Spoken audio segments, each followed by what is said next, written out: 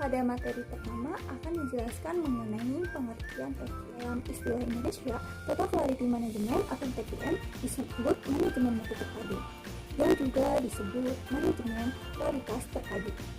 Total Quality Management didefinisikan sebagai strategi usaha dan berorientasi pada kepuasan pelanggan dengan melibatkan seluruh anggota organisasi. Menurut X. Kawan dalam Jiptono, Total Quality Management diartikan sebagai perpaduan semua fungsi manajemen, semua bagian dari suatu perusahaan, dan semua orang ke dalam falsafah holistik yang dibangun berdasarkan konsep kualitas, teamwork, produktivitas, dan kepuasan pelanggan.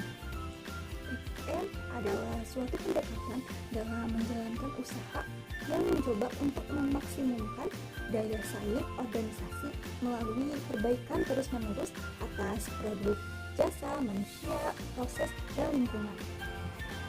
Selanjutnya ada pemaparan materi terkait tujuan dan manfaat. Untuk tujuan TQM sebagai berikut. Yang pertama ada terdapat perusahaan kualitas produk dan pelayanan. Yang kedua, stok lebih termotivasi. Yang ketiga, produktivitas meningkat. Yang keempat, biaya menurun. Yang kelima, produk cacat berkurang.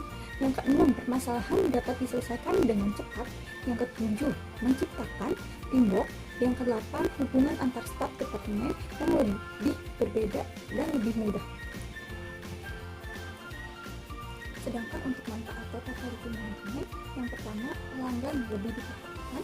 Yang kedua, tidak memiliki masalah produk atau pelayanan.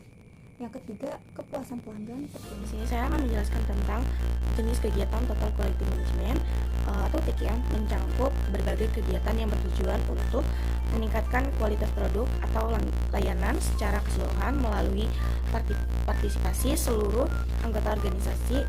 Beberapa jenis kegiatan TQM, yang pertama itu ada peningkatan proses, menganalisis dan meningkatkan proses bisnis ini untuk mengurangi variabilitas dan meningkatkan efisiensi. Dan yang kedua ada manajemen perubahan, mengelola perubahan dalam organisasi untuk memastikan penerimaan dan keberhasilan implementasi kualitas secara menyeluruh. Dan yang ketiga ada pelatihan dan pengembangan, memberikan pelatihan kepada karyawan untuk meningkatkan keterampilan dan pengetahuan dalam praktik kualitas. Yang keempat ada pengukuran kinerja, melakukan pengukuran dan evaluasi secara teratur terhadap kinerja proses dan produk untuk memastikan tujuan kualitas tercapai. Dan yang kelima ada audit kualitas, melakukan audit untuk memastikan bahwa proses dan prosedur yang diterapkan sesuai dengan standar yang telah diterapkan. Dan yang keenam ada pengendalian kualitas, menerapkan teknik pengendalian untuk memonitor dan menjaga kualitas produk atau layanan. Dan yang ketujuh ada peningkatan keberlanjutan, mendorong karyawan untuk secara terus-menerus mencari cara untuk meningkatkan kualitas dan efisiensi dalam pekerjaan mereka. Dan yang terakhir ada pemecahan masalah, menggunakan metode analisis seperti baik. Selanjutnya di sini ada dimensi akar TQM. Akar TQM itu kan banyak ya, berasal dari pengkajian dan praktek manajemen, di mana yang signifikan juga ada 10 bidang. Yang pertama ada scientific management, untuk mencari cara untuk cara terbaik guna melakukan sesuatu pekerjaan melalui time and mission studies dan proses produk secara dengan berjalan. Dan yang kedua ada group dinamis. Hasil studi tersebut antara lain menyatakan bahwa kelompok pekerjaan mempunyai pengaruh kuat terhadap performance anggotanya. Dan yang ketiga ada pelatihan sebagai investasi untuk human capital sejak dahulu selalu dilakukan dalam organisasi industri. Dan yang keempat ada pelibatan karyawan, konsep quality circle atau worker management team meeting hari lahir pertama-tama di Amerika pada tahun 90 sebagai sarana untuk memecahkan perseolan di pabrik. Dan yang kelima ada socio-technical system, yaitu di tahun-tahun yang lalu organisasi dipandang menurut konsep yang berbeda-beda sebagai sistem mekanik, di mana para pekerja hanya dipandang sebagai bagian dari satu mesin, dan sebagai model biologis di mana organisasi dipandang suatu organisme. Dan yang keenam ada organization development, OD, berusaha membantu organisasi untuk belajar dari pengalaman dan mengadakan perubahan kalau perlu. Dan yang ketujuh ada budaya perusahaan, yaitu keyakinan bimbingan dan keyakinan harian. Yang 8 ada teori kepemimpinan. Baru kepemimpinan dan manajemen merupakan topik kunci dalam studi tentang kehidupan organisasi sejak dahulu. Yang ke-9 ada perencanaan strategis. Perencanaan strategis adalah suatu proses di mana pimpinan puncak organisasi menggambarkan masa depan organisasi tersebut dan mengembangkan prosedur yang diperlukan beserta pengoperasiannya untuk mencapai masa depan. Teknik ini digunakan untuk mengidentifikasi masalah utama yang perlu diatasi. Kemudian yang kedua ada diagram sebab akibat atau fishbone diagram. Teknik ini digunakan untuk mengidentifikasi akar penyebab dari suatu masalah.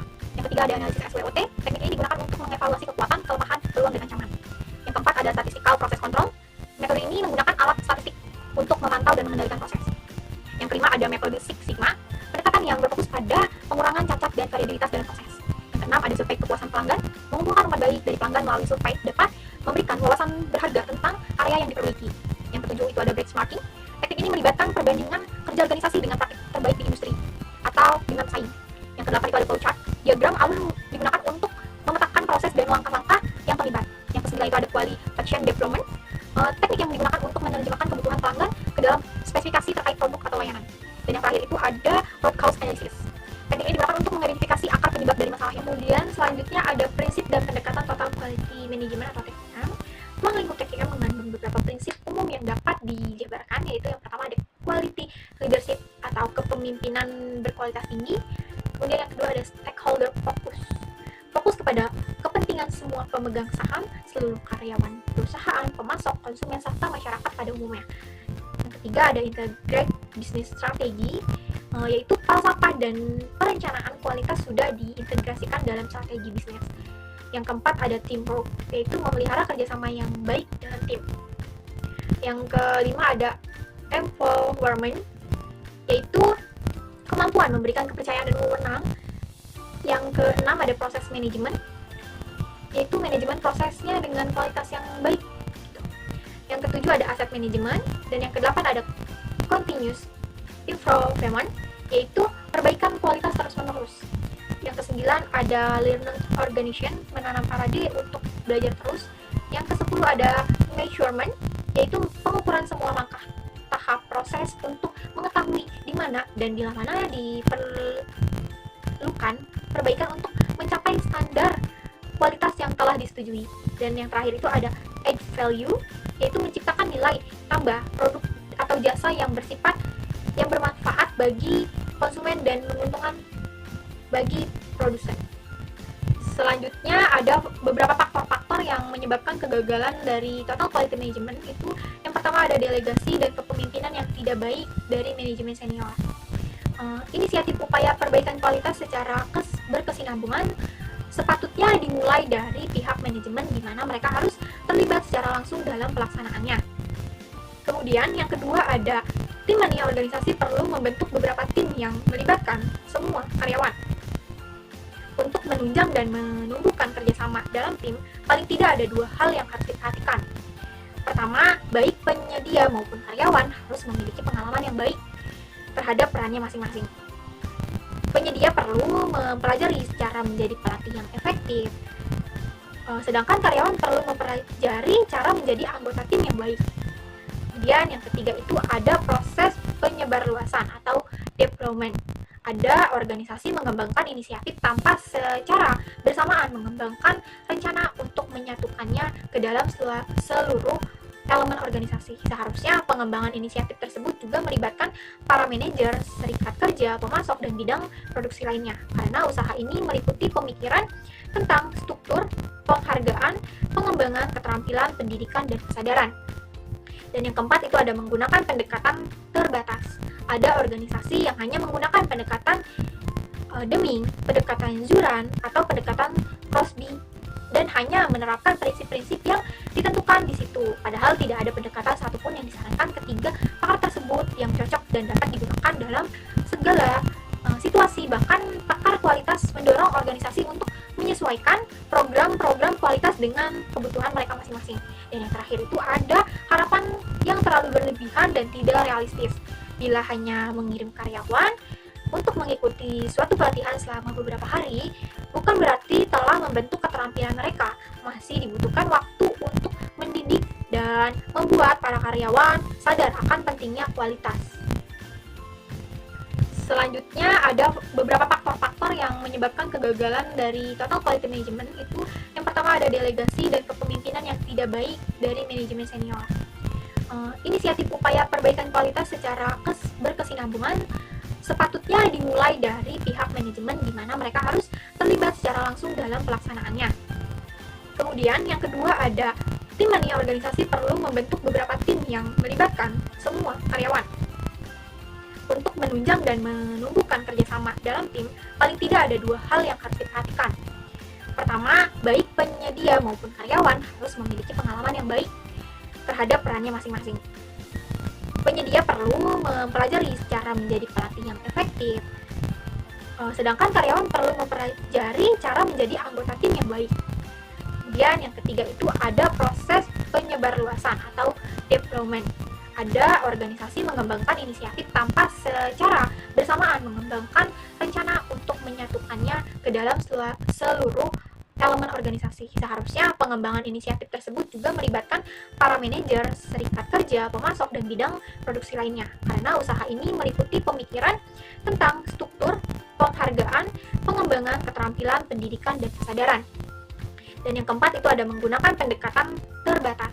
Ada organisasi yang hanya menggunakan pendekatan Deming, pendekatan Zuran, atau pendekatan Crosby, dan hanya menerapkan prinsip-prinsip yang ditentukan di situ. Padahal tidak ada pendekatan satupun yang disarankan ketiga pakar tersebut yang cocok dan dapat digunakan dalam segala situasi.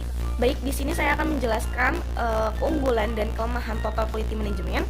Untuk keunggulannya, TQM mengembangkan konsep kualitas dengan pendekatan totalitas. Kualitas bila dipandang dari sudut pandang konsumen diartikan sebagai kesesuaian. Persyaratan kualitas tercetak pada kebutuhan dan keinginan konsumen. Terus ada juga adanya perubahan dan perbaikan secara terus-menerus. Dengan menerapkan TQM, perusahaan dituntut untuk selalu belajar dan berubah, memperbaiki dan meningkatkan kemampuannya. Dan yang ketiga ada adanya upaya pencegahan, artinya sejak dari perencanaan produk, proses produk hingga menjadi produk akhir, menghasilkan produk yang baik tanpa ada produk yang cacat, sehingga perusahaan mampu mengurangi biaya, menghindari pemborosan, dan menghasilkan produk secara efektif dan efisien, dan pada akhirnya dapat meningkatkan profit bagi perusahaan. Dan yang juga ada kelemahan total quality management. Yang pertama ada memerlukan investasi awal yang besar, juga memerlukan komitmen sumber daya dan waktu yang signifikan. Yang ketiga ada memerlukan perubahan dalam budaya dan pola pikir organisasi. Yang keempat ada memerlukan perencanaan dan sumber daya yang besar dari waktu ke waktu. Yang kelima ada memerlukan komitmen seluruh perusahaan.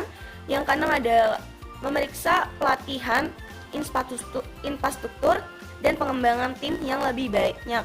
Dan yang ketujuh ada memerlukan waktu bertahun-tahun untuk menunjukkan hasil yang diharapkan. Dan yang terakhir ada memerlukan pendekatan strategis dan sistematis untuk mengintegrasikan mutu ke dalam sistem aspek bisnis. Baik, selanjutnya itu ada contoh dan studi kasus total quality management. Untuk contohnya itu yang pertama pada perusahaan Toyota. Pada tahun 1980-an, Xerox mengalami kesulitan bersaing dengan perusahaan Jepang yang memproduksi mesin fotokopi yang lebih murah dan lebih baik. Untuk menjadi lebih baik, Xerox menggunakan sistem yang disebut dengan manajemen kualitas total atau TQM. TQM ini berfokus pada upaya membuat pelanggan senang, melibatkan pekerja dan selalu melakukan perbaikan. Pada awal tahun 1990-an, Xerox membuat segala sesuatu lebih murah dan lebih memiliki sedikit kesalahan. Upaya ini untuk membantu Xerox menjadi perusahaan yang lebih baik lagi dan memenangkan penghargaan. Mereka menggunakan harga yang lebih efisien dan bekerja sama dengan perusahaan lain seperti SAP untuk memodernisasi cara kerja mereka. Selanjutnya itu ada studi kasus. Sebagai bentuk konkret dari penerapan teori Total Quality Management atau TQM ini, dalam dunia pendidikan, studi kasus ini mengkaji pelaksanaan prinsip-prinsip TQM. Pada salah satu lembaga pendidikan Islam, yakni RA Ma'arif NU 002 Samarinda. Melalui studi kasus ini akan dianalisis bagaimana TQM diimplementasikan dalam lingkup pendidikan anak usia dini berbasis Islam, termasuk strategi, tantangan, dan keberhasilannya dalam meningkatkan mutu layanan pendidikan. Penerapan Total Quality Management TQM ini di RA Ma'arif NU 002 Samarinda dilakukan melalui berbagai strategi. Yang pertama yaitu fokus pada pelanggan, kedua keterlibatan total, dan yang ketiga yaitu perbaikan berkelanjutan. Baik, untuk selanjutnya izinkan saya menyampaikan kesimpulan materi mengenai TQM. Total Quality Management atau TQM merupakan pendekatan manajemen strategis yang berorientasi pada perbaikan kualitas secara menyeluruh, berkelanjutan dengan melibatkan seluruh komponen organisasi. TQM tidak hanya berfokus pada kualitas produk akhir, tetapi juga menekankan pentingnya proses keterlibatan karyawan, kepemimpinan yang kuat, serta kepuasan pelanggan menjadi tujuan utama. Penerapan TQM membawa berbagai manfaat bagi organisasi, seperti peningkatan produktivitas, efisiensi biaya, motivasi karyawan, hingga peningkatan kepuasan pelanggan.